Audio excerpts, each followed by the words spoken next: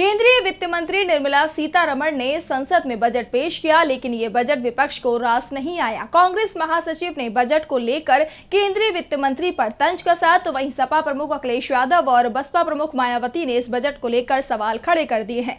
तो क्या है पूरी खबर, आइए देखते हैं इस रिपोर्ट में। केंद्र की मोदी सरकार ने वित्त वर्ष 2025-26 के लिए बजट पेश किया, जिसमें नौकरी पेशा लोगों और किसानों के लिए कई बड़ी घोषणाएं की गईं। वहीं बजट पर विपक्षी नेताओं ने अलग पक्ष रखा है। सपा प्रमुख अखिलेश यादव ने यूपी बजट पर तीखी प्रतिक्रिया दी। उन्होंने कहा कि बजट के आंकड़ों से ज्यादा अहम उन लोगों के आंकड़े हैं जिनकी महाकुंभ में जान गई है।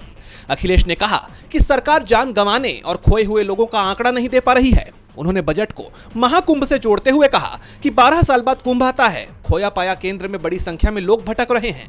यह बयान यूपी बजट और सरकार की कार्यप्रणाली पर सवाल खड़े करता है।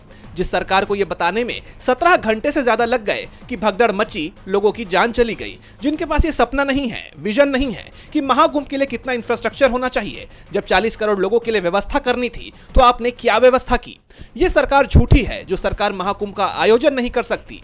आज के बजट में उसका हर आंकड़ा झूठा है।